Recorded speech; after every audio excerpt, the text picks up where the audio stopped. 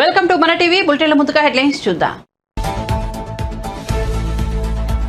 రేపటి నుంచి 6 పథకాల కోసం దరఖాస్తుల స్వీకరణ ఉంటుందన్న సీఎం. జనవరి 6వ తేదీ వరకు ప్రజాపాలన ద్వారా దరఖాస్తుల స్వీకరణ ఉంటుందని వెల్లడి. ప్రభుత్వమే ప్రజల వద్దకు వస్తుందన్న రేవంత్ రెడ్డి.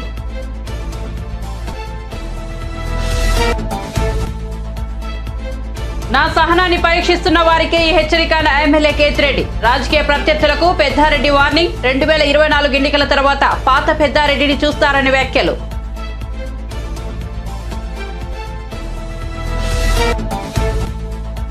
పవన్ కళ్యాణ్ సమక్షంలో జనసేనలో చేరిన YCP MLC Vamsikrishna Yadav. Pawan CM అయ్యేందుకు కృషి చేస్తానన్న వంశీకృష్ణ గతంలో తనతో కలిసి యువరాజ్యంలో పనిచేశాడని వెల్లడించిన పవన్.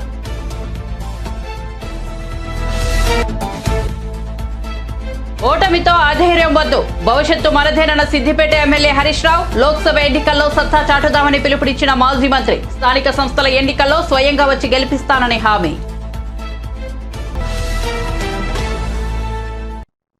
ఇక వార్త వివరాల్లోకి వెళ్తే ప్రజాపాలన దరఖాస్తులు విడుదలయ్యాయి. ముఖ్యమంత్రి రేవంత్ రెడ్డి, ఉప ముఖ్యమంత్రి మల్లుబట్టి విక్రమార్క, ఇతర మంత్రులు కలిసి బుధవారం మధ్యాహ్నం సచివాలయంలో ప్రజాపాలన దరఖాస్తులను విడుదల చేశారు. ఈ సందర్భంగా సీఎం రేవంత్ రెడ్డి ప్రజాపాలన లోగోను ఆవిష్కరించారు. ఇవి రేపటి నుంచి అందుబాటులో ఉంటాయి. 6 పథకాల కోసం దరఖాస్తులను స్వీకరిస్తారు. దరఖాస్తుల విడుదల కార్యక్రమం అనంతరం సీఎం రేవంత్ రెడ్డి మాట్లాడారు. నిస్సహాయకులకు సాయం అందించడమే తమ లక్ష్యమని, ప్రజలను ప్రభుత్వం వద్దకు రప్పించడం కాదని, ప్రజల వద్దకే ప్రభుత్వాన్ని తీసుకువెళ్తామన్నారు. ఎన్నికల సమయంలో తాము 6 గ్యారంటీలు హామీ ఇచ్చామని, డిసెంబర్ 7వ తేదీన తమ ప్రభుత్వం ఏర్పాటైందని, జనవరి 7వ తేదీలోపు సమస్యల పరిష్కారం దిశగా అడుగు వేస్తున్నామన్నారు. రేపటి నుంచి గ్రామ, వార్డు సభలు ఉంటాయన్నారు. ఈ సభల ద్వారా 6 గ్యారంటీల లబ్ధిదారులు ఎంపిక చేస్తామని వెల్లడించారు. 6 గ్యారంటీలను అర్హులైన వారికి ఇస్తామన్నారు. కాంగ్రెస్ పార్టీ ఇచ్చిన మాట నిలబెట్టుకోవడానికి పూర్తి స్థాయిలో అత్యంత ప్రతిష్టాత్మకంగా భావించి అమలు చేయాలన్న ఆలోచనతోటి ఈ గొప్ప కార్యక్రమాన్ని తీసుకోవడం జరిగింది. ప్రజాపాలన గ్రామాలలో, మున్సిపల్ వార్డులలో, పట్టణాలలో డిసెంబర్ 28 నుండి జనవరి 6 తారీఖు వరకు 8 పని దినాలలో గ్రామ సభలు ఏర్పాటు చేయడం ద్వారా ఈ అప్లికేషన్లు ముందే గ్రామాలకు పంపించి ప్రజలకు అందుబాటులో పెట్టి, ప్రజలు ఇందులో అడిగిన సమాచారాన్ని సేకరించి అర్హులైన లబ్ధిదారులందరికీ కూడా సంక్షేమ పథకాన్ని అమలు చేయాలన్న ఉద్దేశంతో ప్రభుత్వం ఈ గొప్ప కార్యక్రమాన్ని తీసుకున్నది. ఎవరైతే తండాలలో, గూడాలలో, మారుమూల పల్లెల్లో ఉన్న అత్యంత నిరుపేదలకు కూడా ఈ పథకాన్ని అందించాలన్న లక్ష్యంతో ఈరోజు ఈ గ్రామ సభలను ఏర్పాటు చేయడం జరిగింది. జ్యోతిరావు పూలే ప్రజాభవన్ దగ్గరికి వచ్చి ముందు రోజు రాత్రే ఇక్కడ నిరీక్షించి అక్కడ వినతి పత్రాలు ఇస్తున్నారు అని అంటే, ప్రజలకు 10 సంవత్సరాల నుంచి ప్రభుత్వం అందుబాటులో లేకపోవడం, పరిపాలన ప్రజల దగ్గరికి చేరకపోవడం వల్ల తీవ్రమైన ఇబ్బందులను ప్రజలు ఎదుర్కొంటున్నారు. ఆ ఇబ్బందులు ఎంతగా పేరుకపోయినాయని అంటే, ప్రభుత్వాలు మోయలేనంత భారంగా మారినాయి. వారంలో 2 రోజులు ప్రజావాణి కార్యక్రమాలు తీసుకుంటే దాదాపుగా 24,000 పైచిలకు అప్లికేషన్లు వచ్చినాయి. అందుకే నేను సహచర మంత్రులందరితో మాట్లాడినప్పుడు ప్రజల్ని ప్రభుత్వం దగ్గరికి రప్పించుకోవడం కాదు, ప్రభుత్వాన్నే ప్రజల వద్దకు పంపిద్దాము, ప్రజాప్రతినిధులను ప్రజల మధ్యలో కలిసిమెలిసి ఏ ప్రజలు ఎన్నుకున్నారో ఆ ప్రజల దగ్గరికి పంపించడం ద్వారా ప్రభుత్వమే ప్రజల దగ్గరకు వచ్చిందన్న భావన కలిగి ఈ ప్రభుత్వం మీద విశ్వాసం కలుగుతుంది. ఈ ప్రభుత్వం మా ప్రభుత్వం, ఈ ప్రభుత్వం ప్రజల ప్రభుత్వం, ఈ ప్రభుత్వం ప్రజల సమస్యల్ని పరిష్కరిస్తుందన్న విశ్వాసం ప్రజలల్లో నెలకొంటుంది. ఏ సంక్షేమ పథకమైనా ప్రజలకు చేరాలి అనంటే నిజమైన అర్హులైన లబ్ధిదారుల వివరాలు ప్రభుత్వం దగ్గర ఉండాలి. అప్పుడు మేము టార్గెట్ పెట్టుకొని పనిచేయడానికి ఉంటుంది. డిసెంబర్ 28, 2023న ప్రారంభమయ్యి జనవరి 6, 2024 వరకు కొనసాగుతుంది. మండలాల వారీగా ప్రతి మండలాన్ని 2 గ్రూపులుగా విడగొట్టి ఒక గ్రూప్కి ఎంఆర్ఓ గారు, ఇంకొక గ్రూప్కి ఎంపీటీఓ గారు బాధ్యత వహిస్తారు. అదేవిధంగా ప్రతి అధికారి రోజుకు 2 గ్రామాలను సందర్శిస్తాడు. ఉదయం 8 గంటల నుంచి 12 గంటల వరకు ఒక గ్రామంలో గ్రామ సభ జరిగితే మధ్యాహ్నం 2 గంటల నుంచి 6 గంటల వరకు ఇంకొక గ్రామంలో గ్రామ సభ జరుగుతుంది. ఆ విధంగా అన్ని గ్రామాలను అన్ని మున్సిపల్ వార్డులను కవర్ చేయడం. ఒకవేళ జనాభా ఎక్కువ ఉన్న గ్రామాలలో అక్కడ కౌంటర్స్ ఎక్కువ తెరిచే ఏర్పాటు చేస్తున్నాం. ఒకవేళ గ్రామ సభలో అప్లికేషన్లు ఇవ్వలేకపోయిన వాళ్ళు గ్రామ పంచాయతీలో కూడా ఈ పని దినాలలో ఇచ్చుకునే విధంగా కూడా ఏర్పాట్లు చేస్తున్నాం. ప్రజలకు ఇబ్బంది జరగకుండా ఉండడానికి ఈ కార్యక్రమాన్ని ఆ దినాలలో ఖచ్చితంగా అక్కడ గ్రామ పంచాయతీలలో ఏర్పాట్లు చేస్తున్నాం. అదేవిధంగా భవిష్యత్తులో కూడా నిజమైన లబ్ధిదారులు ఎవరైనా అప్లికేషన్ పెట్టుకోకపోతే తర్వాత ఎంపీడీఓ ఎంఆర్ఓ ఆఫీసులలో కూడా వాళ్ళు ఇవి తీసుకెళ్ళి ఇచ్చుకునే అవకాశం కల్పిస్తాం. మేము కలిసి పనిచేస్తే ప్రభుత్వం యొక్క పథకాన్ని ప్రజలకు చేరవేయాలంటే అనుసంధానకర్తలుగా వ్యవహరించాల్సింది మీడియా మిత్రులే. ప్రజలకు ప్రభుత్వానికి మధ్యలో వారధిగా నిలబడండి. తాడిపత్రి ఎమ్మెల్యే వైసీపీ నేత కేతిరెడ్డి పెద్దారెడ్డి రాజకీయ ప్రత్యర్థులను లక్ష్యంగా చేసుకుని తీవ్ర వ్యాఖ్యలతో విరుచుకుపడ్డారు. 4 నెలలు ఆగండి, ఆ తర్వాత నా అసలు రూపం చూపిస్తా, 2024 ఎన్నికల తర్వాత మళ్లీ పాత పెద్దారెడ్డిని చూస్తారని ఘాటు హెచ్చరికలు చేశారు. అసెంబ్లీ ఎన్నికల తర్వాత ఏ పార్టీ అధికారంలోకి వచ్చినా తన ప్రత్యర్థులను మాత్రం వదిలిపెట్టేది లేదని స్పష్టం చేశారు. పంటకు ప్రమాదకరంగా మారే చీడపురుగులను ఎలా ఏరివేస్తామో రాజకీయాల్లో ఉన్న చీడపురుగులను కూడా అలాగే ఏరివేస్తారని కేతిరెడ్డి వ్యాఖ్యానించారు. నా సహనాన్ని పరీక్షిస్తున్న వారికే ఈ హెచ్చరిక అని వెల్లడించారు. వచ్చినా కూడా నేను మొదలు పెడతా. ఇప్పుడు కూడా చెప్తాను, ఇది మెన్షన్ చేసుకోండి. తెలుగుదేశం కాదు, వైఎస్ఆర్ కాదు, జనసేన కాదు, ఏ పార్టీ వచ్చినా ఎలక్షన్ అయిపోయినాక 2-3 నెలల్లో నేను వేట మొదలు పెడతా. అది కూడా కనుక్కోండి. రెచ్చగొడతా అనుకునే కదా నేను ఇది చెప్తాను. ఇప్పుడు భయపడితే భయపడాడు పిరికి పొందా, భయపడకుండా ఎదుర్కొన్నవాడే ధైర్యవంతుడు. అదే అతని విజ్ఞతకి వదిలిపెడతా. భయపడుకోకుండా ఎదుర్కొంటాడో భయపడి ఊరుకుంటాడో అది. నేనే మా గవర్నమెంట్ వచ్చానే నేను ఎదుర్కొంటా చెప్పడం లేదు కదా. ఏ గవర్నమెంట్ వచ్చినా 4 నెలల తర్వాత నేను మొదలు పెడతా, చేతనైతే ఎదుర్కో అని చెప్తాడా. అది నేను చెప్తాను. నేనే మా గవర్నమెంట్ వచ్చానే మేము వీరులము సూర్యులు అని చెప్పడం లే. అతను కూడా కనుక్కుంటా అనొచ్చు, వాళ్ళ గవర్నమెంట్ ఉంది కాబట్టి వీడు మాట్లాడతాడని. నేను ఖచ్చితంగా ఏ మాట మాట్లాడినా దానికి కట్టుబడి ఉంటా. నేను దాంట్లో ఎలాంటి పరిస్థితుల్లో కట్టుబడుకొని ఉన్నాను. నేను ఒక రైతు బిడ్డను కాబట్టి నాకు నీతి నిజాయితీ తెలుసు కాబట్టి పంటలో పురుగు పడితే ఏ విధంగా తీసేయాలో, రాజకీయాల్లో కూడా భ్రష్టు పడితే ఏ విధంగా తీసేయాలో నాకు బాగా తెలుసు. అందుకనే నేను ఈ వర్డ్ కూడా వాడిండేది, లేకపోతే వాడను. నేను రైతు బిడ్డను కాబట్టి క్రిమికీటకాలు పొలంలో ఏ విధంగా ఉంటే తీసేయాలనో, రాజకీయాల్లో కూడా ఏ విధంగా ఇట్లా అడ్డదారిలో వచ్చి నానాకు భ్రష్టు పట్టించి అందరినీ రెచ్చగొట్టి ఎంతోమంది ప్రజలను ఇబ్బంది పెడితే చూస్తూ ఊరుకుండేకి నేనేం కాదు. దాగుంటి పోయేంతల్లో నేను తన్నలు తినేకి, దాగుంట్లో పోయేంతల్లో మాటలు పడేకి నేను చీవునేతలు లేను అని మటుకు కాదు. ఏ పార్టీ వచ్చినా కూడా నేను మొదలు పెడతా. ఇప్పుడు కూడా చెప్తాను, ఇది మెన్షన్ చేసుకోండి. తెలుగుదేశం కాదు. విశాఖకు చెందిన వైసీపీ ఎమ్మెల్సీ వంశీకృష్ణ యాదవ్ పవన్ కళ్యాణ్ సమక్షంలో జనసేన పార్టీలో చేరారు. వంశీకృష్ణ యాదవ్ కు పవన్ కళ్యాణ్ జనసేన కండువా కప్పి పార్టీలోకి సాదరంగా ఆహ్వానం పలికారు. ఈ సందర్భంగా వంశీకృష్ణ యాదవ్ మాట్లాడుతూ జనసేన పార్టీలోకి రావడంతో నాకు పార్టీ మారినట్టుగా అనిపించడం లేదు, సొంత ఇంటికి వచ్చినట్టుగా అనిపిస్తోందని వ్యాఖ్యానించారు. గతంలో నేను పవన్ అన్న ఆధ్వర్యంలో ప్రజారాజ్యం యువసేన విభాగంలో పనిచేశాను. ఇప్పుడు మళ్లీ అన్న నేతృత్వంలో పనిచేసే అవకాశం రావడం సంతోషంగా ఉందని వెల్లడించారు.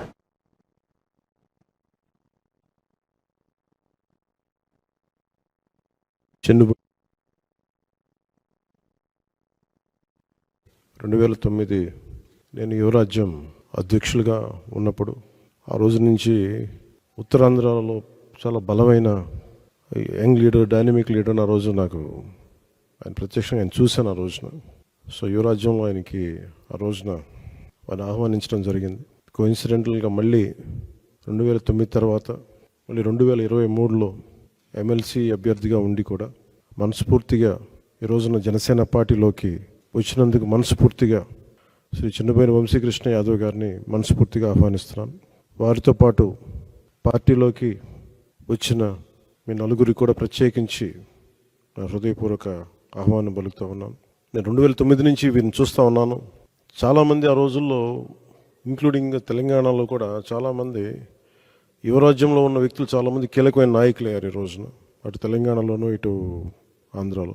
సో ఆ కోవకు చెందిన శ్రీ వంశీకృష్ణ యాదవ్ గారు మనస్ఫూర్తిగా మళ్ళీ ఇంకొకసారి రావటం, ఇందాక ఆయన అన్నట్టుగా తిరిగి సొంత ఇంటికి నేను వచ్చినట్టుగా ఉందంటే మనస్ఫూర్తిగా నేను అదే దృష్టితో చూస్తూ ఉన్నాను.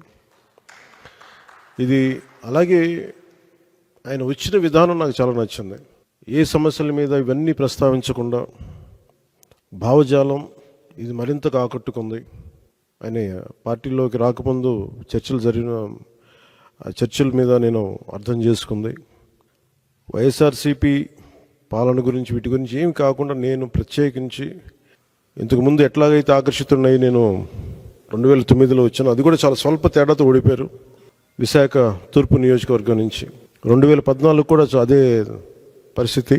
కానీ పోటాపోటీగా మళ్ళీ ఎమ్మెల్సీ ఎన్నికల్లో పోటీపడి గెలిచి ఆ విజయం మరి ఇలాంటి బలమైన నాయకుడిని జనసేనకి మనస్ఫూర్తిగా ఇష్టపడి వచ్చినందుకు ఇంకొక మారు మనస్ఫూర్తిగా ధన్యవాదాలు తెలుపుకుంటూ, ఏ నమ్మకంతో అయితే జనసేనలోకి వచ్చారో మీకు మనస్ఫూర్తిగా నేను వ్యక్తిగతంగా పార్టీ పరంగా భరోసా ఇస్తున్నాను. మీకు అండగా ఉంటాం.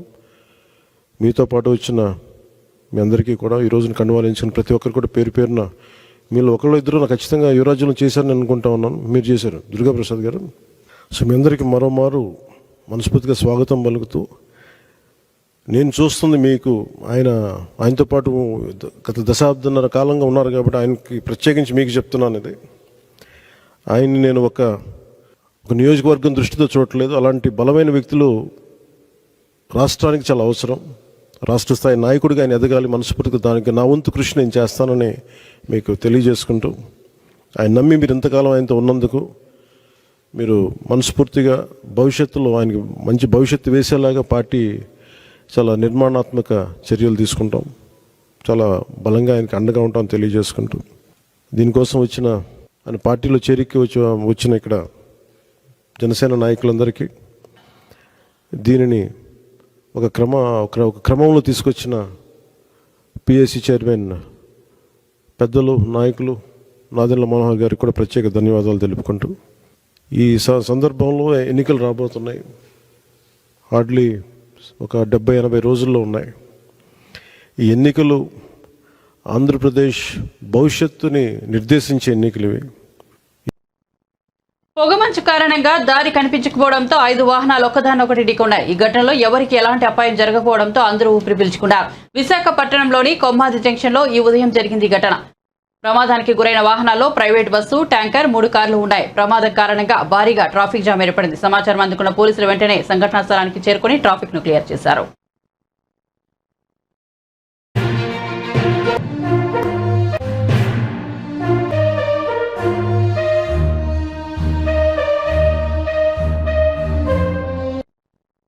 అప్పులు కాదు సంపద సృష్టించామంటూ శ్వేతపత్రం విడుదల చేసిన బీఆర్ఎస్ నాయకులు కేసీఆర్ కుటుంబాస్తులపై సౌధపత్రం విడుదల చేయాలని మంత్రి పొన్నం ప్రభాకర్ డిమాండ్ చేశారు. సిద్దిపేట జిల్లా హుస్నాబాద్ లో ప్రజాపాలన కార్యక్రమంపై కాంగ్రెస్ నియోజకవర్గ స్థాయి కార్యకర్తలకు మంత్రి పొన్నం ప్రభాకర్ దిశానిర్దేశం చేశారు. ఈ నెల 28 నుంచి జనవరి 6 వరకు జరిగే ప్రజాపాలన కార్యక్రమాన్ని విజయవంతం చేయాలని ప్రజలకు విజ్ఞప్తి చేశారు. చెప్పినట్టుగా 6 గ్యారంటీల మీద ప్రజల దగ్గర నుంచి అప్లికేషన్లు స్వీకరిస్తూ ఉంది.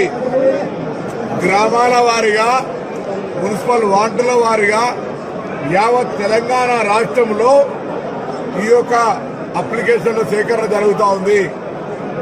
అప్లికేషన్ కూడా ప్రభుత్వమే ప్రతి కుటుంబానికి ఇస్తుంది. వ్యక్తులుగా అప్లికేషన్ పెట్టుకునే అవసరం లే. ఒక కుటుంబము, ఆ కుటుంబానికి అవసరమైనటువంటి మా గ్యారంటీ, ఏ గ్యారంటీ మీరు ఉపయోగించుకోదలుచుకున్నారో ఆ గ్యారంటీకి సంబంధించిన అప్లికేషన్ అందులో ఆప్షన్ ఉంది. ఈ 6 గ్యారంటీలు మేము ఇచ్చిన హామీ మేరకు 28 నుంచి 6 తారీఖు జరిగే ప్రజా పాలనలో మీరంతా అప్లికేషన్ పెట్టుకోమని కోరుతా ఉన్నా. మేము అధికారంలోకి వచ్చి 20 రోజులైంది. 20 రోజుల్లో ఇప్పటికే 2 హామీలు ఆర్టీసీలో మహిళలకు ఉచితంగా ప్రయాణ సౌకర్యంతో పాటుగా ఆరోగ్యశ్రీ 10 లక్షల దాకా తీసుకున్నాం. ఇలా మహిళలు ఇప్పటికే దాదాపు 4 కోట్ల మంది 0 టికెట్ల మీద ప్రయాణం చేసినారు. త్వరలోనే కొత్త బస్సులు తీసుకొస్తాం. అన్ని రూట్లలో బస్సులు పోయే విధంగా ఆ సమయాన్ని కూడా కొంత ఎక్కువ గ్యాప్ రాకుండా ఉండే విధంగా ప్రయాణికుల సౌకర్యం కొరకు బస్సులు ఏర్పాటు చేస్తాయి. ఇక టిఆర్ఎస్ పార్టీ మేము అధికారంలోకి వచ్చి 20 రోజులు కాలే. ఎవరైనా కొత్తగా పెళ్ళైతే కోడలు అత్త ఒక మాట కూడా 20 రోజులు అన్నది. కానీ ఈ ప్రభుత్వాన్ని శ్వేతపత్రం పేరు మీద విమర్శ చేస్తా ఉన్నారు నాయకులు. మీరు శ్వేతపత్రాలు కాదు, మీరు సౌద పత్రాలు. గత 10 ఏళ్ళుగా మీరేమంటారు, తెలంగాణ ఆస్తులు పెరిగినాయి, అప్పులతో పాటుగా ఆస్తులు పెరిగినాయి అంటారు. తెలంగాణకు అప్పులు పెరిగినాయి, కలవకుంట కుటుంబానికి ఆస్తులు పెరిగినాయి. దాని మీద సౌద పత్రం ఇవ్వండి. ఎన్నెన్ని బంగ్లాలు కట్టిరు, ఎన్నెన్ని ఫామ్ హౌస్లు కట్టిరు, మీ ఇండ్ల విలువ 100 కోట్లు ఎక్కడి నుంచి వచ్చినాయో తెలంగాణ ప్రజలకు చెప్పండి. ఇలా కాంగ్రెస్ పార్టీ అధికారంలోకి వచ్చిన తర్వాత ఆర్థిక శ్వేతపత్రాలు, ఆర్థిక ఖజానా పరిస్థితి చూస్తే 7 లక్షల కోట్ల అప్పులమయమై జీతాలు కూడా సరిగా ఇవ్వలేనటువంటి పరిస్థితిలో ఉంది. సీఎం రేవంత్ రెడ్డి ప్రమాణ స్వీకారం చేసిన తొలిసారి ప్రధాని మోదీ కలవడాన్ని స్వాగతిస్తున్నాం. రాష్ట్ర సమస్యలపై ప్రధానికి వివరించి రాష్ట్రానికి రావాల్సిన నిధులపై వివరించడం సంతోషమని మాజీ ఎంపీ బోయినపల్లి వినోద్ కుమార్ అన్నారు. సీఎం రేవంత్ రెడ్డి ప్రధాని మోదీని కలిసిన సందర్భంగా తెలంగాణ భవన్లో మీడియాతో మాట్లాడారు. తెలంగాణ రాష్ట్రం వచ్చిన తర్వాత ఆంధ్రప్రదేశ్ విభజన చట్టంలో వివరించిన నిధుల విషయంలో చాలాసార్లు కేసీఆర్ మోదీని కలిశారు. కేసీఆర్ ప్రధానిని కలిసిన ప్రతిసారి చూస్తామని చెప్పారు తప్ప ₹1 కూడా ఇవ్వలేదని విమర్శించారు. కొన్ని విషయాలపైన చర్చించినట్టు తదనంతరము మరి ప్రెస్ మీట్ పెట్టడం జరిగింది. మన ముఖ్యమంత్రి గారు రేవంత్ రెడ్డి గారు, అదేవిధంగా ఉప ముఖ్యమంత్రి గారు బట్టి విక్రమార్క గారు ఇద్దరు కూడా ప్రెస్ మీట్ లో పెట్టడం జరిగింది. రేవంత్ రెడ్డి గారికి మరి గొంతులో కొంత ఇబ్బంది ఉన్నట్టు పత్రికలు చదివాం. మరి ఆ దృష్టిలో పెట్టుకొని వారు మాట్లాడకుండా మరి ఉప ముఖ్యమంత్రి గారు బట్టి విక్రమార్క గారు చాలా విషయాలు కూడా ప్రస్తావించారు. అయితే పత్రికా విలేకరుల సమావేశంలో ఒక రాష్ట్ర ముఖ్యమంత్రి గారు, వారికి తోడుగా ఉప ముఖ్యమంత్రి గారు ప్రధానమంత్రి గారిని కలవడము, మరికొన్ని విజ్ఞప్తి పత్రాలు ఇవ్వడము, అదేవిధంగా రాజకీయంగా మరి ఇక్కడ ప్రభుత్వం మారింది కాబట్టి మొదటిసారిగా ముఖ్యమంత్రి గారి కలవడం ఇదంతా కూడా సంతోషం. ఎందుకంటే ఒక రాష్ట్ర ముఖ్యమంత్రిగా మన రాష్ట్ర సమస్యలు ఇవన్నీ కూడా ప్రధానమంత్రి గారి దృష్టికి తీసుకురావడం అనేది ఒక మంచి ఆలోచన. దాన్ని మేము హర్షిస్తున్నాం. ఈ రాష్ట్ర ముఖ్యమంత్రిగా ప్రమాణ స్వీకారం చేసిన తర్వాత గౌరవనీయులైనటువంటి ప్రధానమంత్రి గారిని కలవడము, మరి మన రాష్ట్రానికి రావాల్సినటువంటి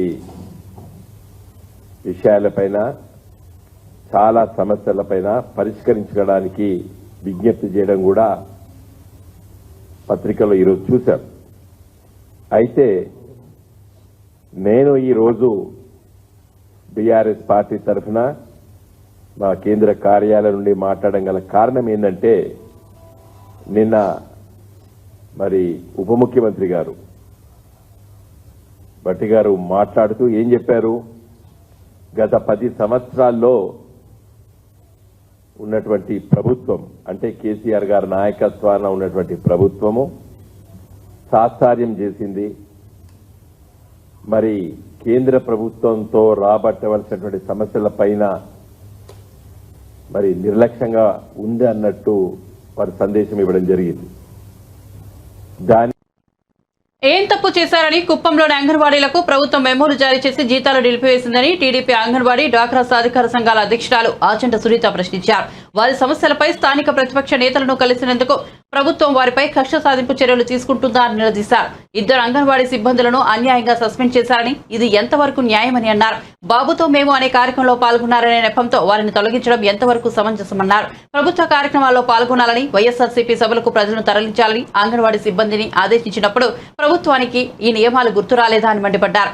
ముఖ్యమంత్రి తాడేపల్లి క్యాంపస్ దాటి ప్రజల్లోకి వచ్చినప్పుడే అంగన్వాడీ కేంద్రాల దుస్థితి, అక్కడి చిన్నారుల ఆకలి కేకలు సీఎం జగన్ కు కనిపిస్తాయని తెలిపారు.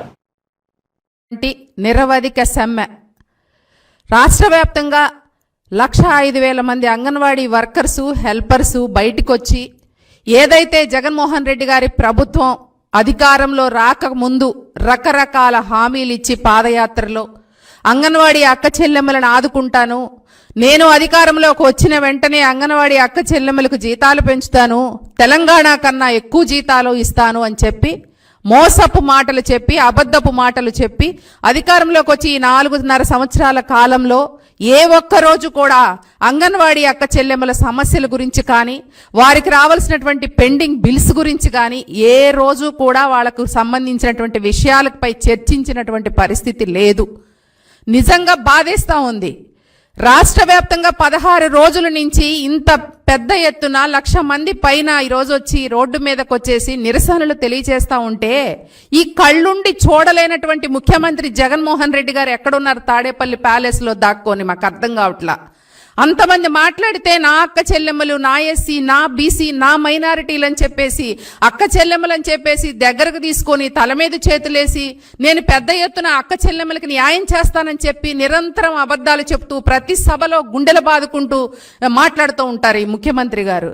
కానీ ఇంతమంది అక్క చెల్లెమ్మలు వచ్చేసి 16 రోజులుగా కుటుంబాలను వదిలేసి వాళ్ళ యొక్క సొంత పనులు వదిలేసుకొని పిల్లలను వదిలేసుకొని చిన్న చిన్న పసిపిల్లలను కూడా తీసుకొని వచ్చి ఎండలో కూర్చొని మండల కార్యాలయాల ముందు రకరకాల ధర్నా చౌకుల్లో ధర్నా చేస్తూ ఉంటే కనీస స్పందన లేదు ముఖ్యమంత్రి గారికి. ఇంత పెద్ద ఎత్తున ఇంత పెద్ద విభాగం అంగన్వాడీ విభాగం అనేది ఇంత పెద్ద ఎత్తున నిరసనలు చేస్తూ ఉంటే కనీసం కళ్ళుండి చూడలేని పరిస్థితిలో ఈ ముఖ్యమంత్రి ఉన్నాడు అంటే ఇంతకన్నా దుర్మార్గమైనటువంటి విషయం ఇంకొకటి ఉండదు. ఈ రోజు చూస్తే ప్రతి వర్గం అంతే. అంగన్వాడీలు వచ్చారు, ఈరోజు పారిశుద్ధ కార్మికులు, అలాగే చూసినట్లయితే మిడ్ డే మీల్స్ వర్కర్స్, అలాగే ఆశా వర్కర్లు, అలాగే నిన్న తన సొంత సైన్యంలా పెట్టుకున్నటువంటి వాలంటీర్లు, ఇట్లా ప్రతి ఒక్క వర్గము రోడ్డు మీదకి వచ్చేసి 4 లక్షల పైచిలుకు అన్ని వర్గాల వాళ్ళు బయటకు వచ్చేసి ఏదైతే మా డిమాండ్స్ నెరవేర్చాలి, మాకు పెంచుతానన్న జీతాలు పెంచాలి అని చెప్పేసి వాళ్ళు నిరసనలు తెలియజేస్తూ ఉంటే కనీసం ఈ ముఖ్యమంత్రికి బాధ్యత ఉందా అండి? నిన్న చర్చల పేరుతో అంగన్వాడీ వర్కర్స్ ని పిలిపించుకొని చర్చల పేరుతో అర్ధరాత్రి పూట బొత్స సత్యనారాయణ గారు, సకల శాఖ మంత్రి సజ్జల రామకృష్ణారెడ్డి గారు ఏమి వాళ్ళకి హామీ ఇచ్చారు? ఎన్నిసార్లు చర్చలకు పిలిచారు? చర్చలకు పిలిచిన ప్రతిసారి సాధ్యపడదు, కుదరదు, తర్వాత చూద్దాము. ఇంకెప్పుడుందండి సమయం? అంటే 4.5 సంవత్సరాల కాలంలో చెయ్యండి, ఇంకెప్పుడు చేస్తారు? తెలుగు రాష్ట్రాలను మంచు దుప్పటి కప్పేసింది. దీంతో అత్యల్ప ఉష్ణోగ్రతలు నమోదవుతున్నాయి. హైదరాబాద్ శివార్, ఉప్పల్ పరిసర ప్రాంతాలు ఊటీని తలపిస్తున్నాయి. ఉప్పల్, రామాతాపూర్, పీర్జాదిగూడ, బోడుప్పల్, మేడిపల్లి, నారపల్లి, పోచారం, గడ్కేసరలో దట్టమైన పొగమంచు కారణంగా ఒక్కసారిగా వాతావరణం మారిపోయింది. హైదరాబాద్ శంషాబాద్ ఎయిర్పోర్ట్ లో పొగమంచు కారణంగా పలు విమానాల రాకపోకలు ఆలస్యమవుతున్నాయి. హైదరాబాద్ వరంగల్ జాతీయ రహదారిపై దట్టమైన పొగమంచు అలుముకోవడంతో సమీపంలోని వాహనాలు సైతం కనబడడం లేదు. పొగమంచు కారణంగా ఇటీవల పలు రోడ్లు ప్రమాదాలు జరుగుతున్నాయని, జాగ్రత్తగా ఉండాలని పలువురు సూచిస్తున్నారు. మరో 3 రోజులు అత్యల్ప ఉష్ణోగ్రతలు నమోదవుతాయని, పిల్లలు, వృద్ధులు బయటకు రావద్దని అధికారులు తెలిపారు.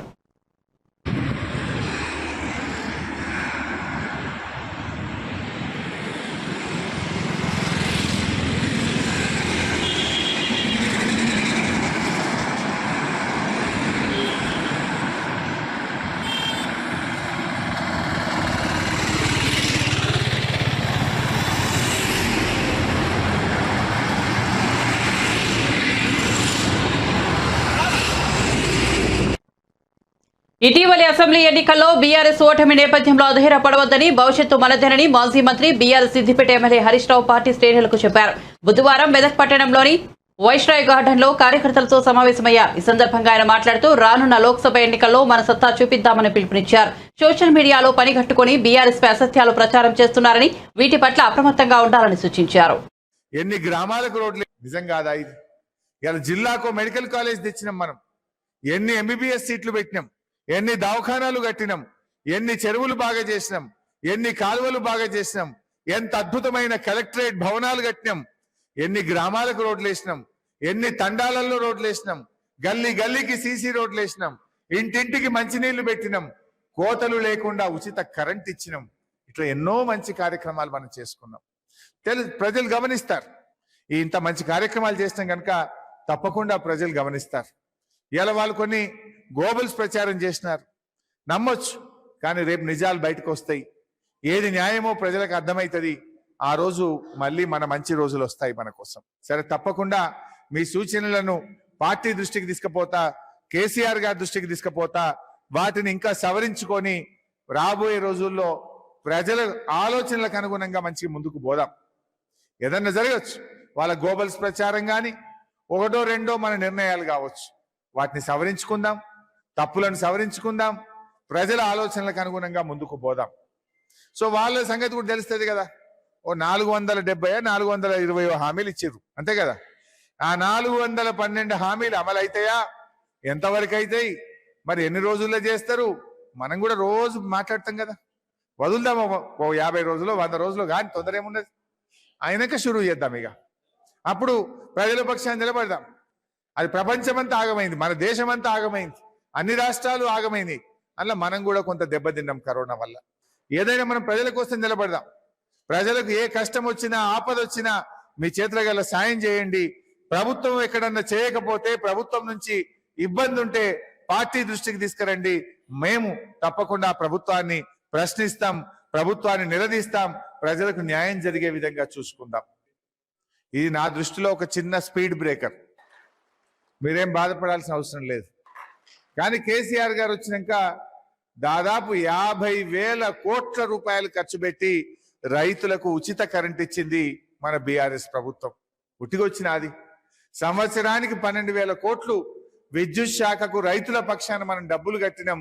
రైతులకు నాణ్యమైన ఉచిత కరెంటును మన కేసీఆర్ గారు ఇచ్చారు.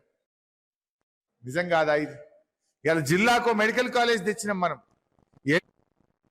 మంత్రి అప్పలరాజు ఇంటి ముందు అంగన్వాడీ వర్కర్స్ నిరసన చేపట్టారు. శ్రీకాకుళం జిల్లా పలాసలో మంత్రి సీదిరి అప్పలరాజు ఇంటిని అంగన్వాడీలు ముట్టడించారు. దీంతో అంగన్వాడీలను పోలీసులు అడ్డుకున్నారు. పోలీసులకు అంగన్వాడీలకు మధ్య వాగ్వాదం, తోపులాట జరిగింది.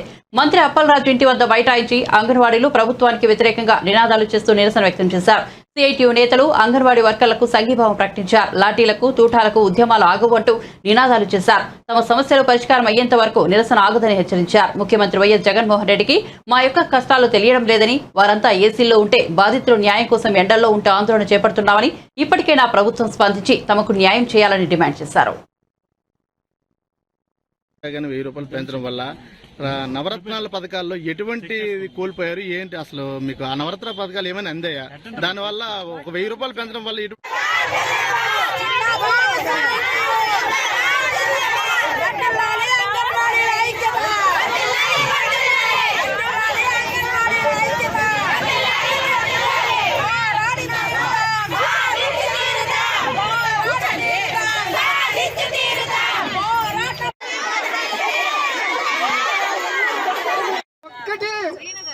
చెప్పడం లేదు.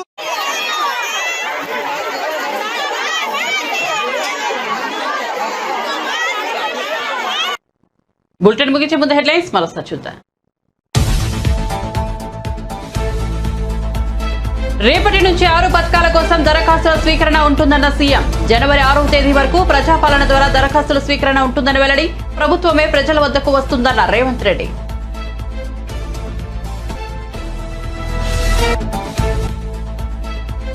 నా సహనాన్ని పరీక్షిస్తున్న వారికే ఈ హెచ్చరిక అన్న ఎమ్మెల్యే కేతిరెడ్డి. రాజకీయ ప్రత్యర్థులకు పెద్దారెడ్డి వార్నింగ్. 2024 ఎన్నికల తర్వాత పాత పెద్దారెడ్డిని చూస్తారని వ్యాఖ్యలు.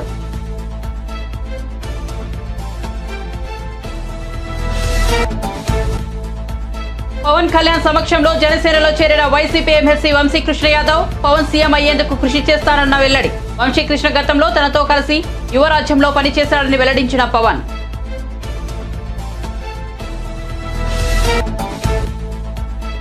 ఓటమితో అధైర్యం వద్దు, భవిష్యత్తు మనదేనన్న సిద్దిపేట ఎమ్మెల్యే హరీష్ రావు. లోక్సభ ఎన్నికల్లో సత్తా చాటుతామని పిలుపునిచ్చిన మాజీ మంత్రి. స్థానిక సంస్థల ఎన్నికల్లో స్వయంగా వచ్చి గెలిపిస్తానని హామీ. మరిన్ని అప్డేట్స్ కోసం చూస్తూనే ఉండండి మన టీవీ.